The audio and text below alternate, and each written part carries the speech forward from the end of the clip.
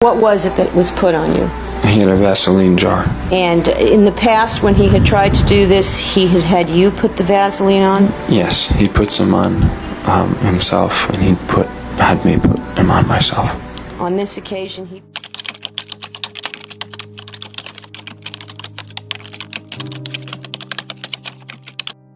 Had you put the Vaseline on? Yes, he put some on himself, and he had me put them on myself.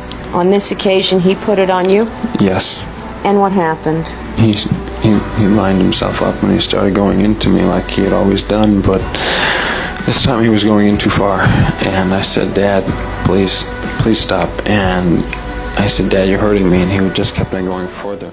In a highly publicized case that captivated the nation, courtroom footage shows Erik Menendez providing emotional testimony about the alleged abuse he suffered at the hands of his father, Jose Menéndez. Erik's testimony was a pivotal moment in the trial, where he described the years of sexual, emotional, and physical abuse that he and his brother Lyle had endured, leading up to the tragic events of August 20th, 1989. On that fateful day, the Menendez brothers shot and killed both of their parents, Jose and Mary Louise "Kitty" Menendez, in their Beverly Hills mansion. The murder of the wealthy and successful Menendez couple shocked the public and gained widespread media attention, not only because of the brutal nature of the killings, but also because the perpetrators were their own sons. At one point I just started screaming and I started saying, "Stop, it hurts, it hurts." And he just went all the way in. And did that hurt? Yes. And how did you react to that pain? I just sort of died off. I stopped screaming and I just sort of left myself. You left yourself? I just pretended that it wasn't happening. I pretended that the pain wasn't happening, and I just went away in my mind. It was too painful.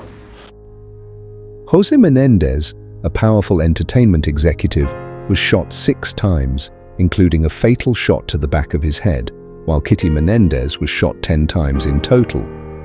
The brothers used 12-gauge shotguns to carry out the attack, and the violent details of the crime left investigators and the public stunned.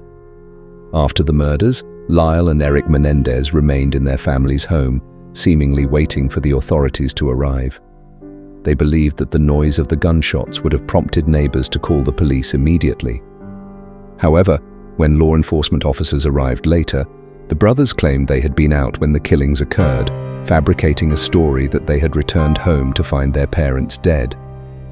At that point, the police had no reason to suspect Lyle and Erik as the perpetrators, and their account of an unknown intruder went unquestioned for a time. In the months following their parents' deaths, the brothers' behavior raised eyebrows. Rather than displaying signs of grief, they began to spend large sums of money, indulging in a lavish lifestyle that included purchasing luxury cars, designer clothes, and expensive watches. They also took extravagant vacations, dined in upscale restaurants, and invested in businesses.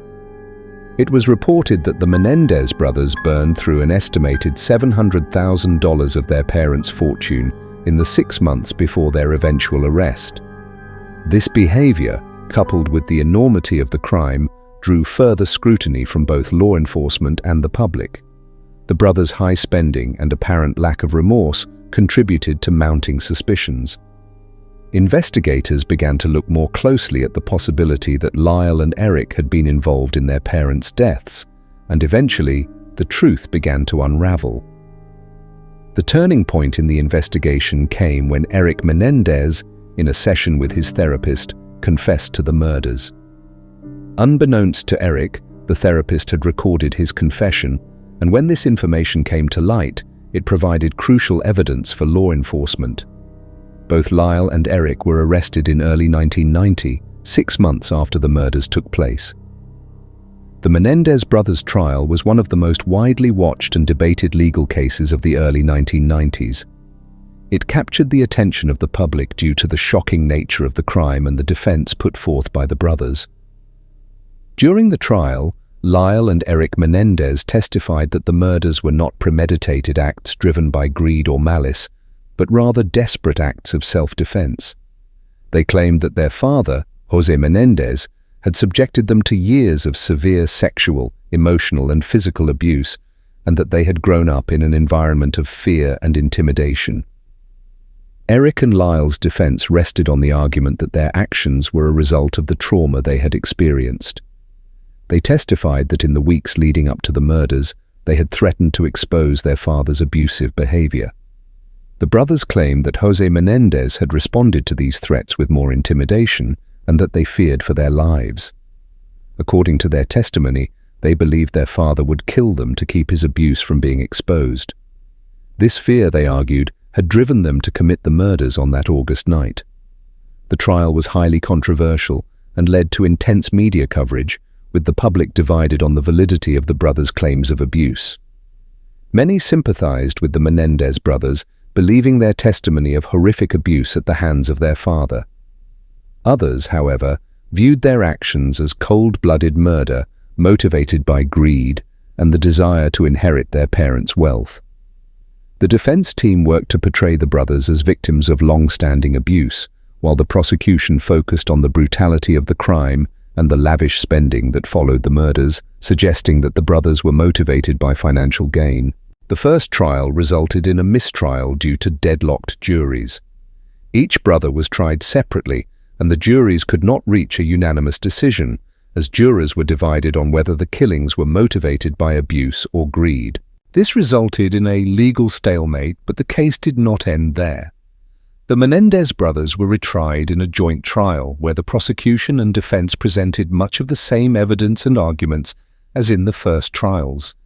In the second trial, the outcome was different. After hearing the testimony and reviewing the evidence, the jury found Lyle and Erik Menendez guilty of first-degree murder. The court rejected their defense of acting out of fear and self-preservation and concluded that the killings were premeditated. The Menéndez brothers were sentenced to life in prison without the possibility of parole. Their conviction marked the end of the legal battle but did not quiet the ongoing public debate about whether the abuse claims were legitimate and whether the brothers deserved a lesser sentence. Even decades after their conviction, the Menéndez case continues to be a subject of public fascination and debate.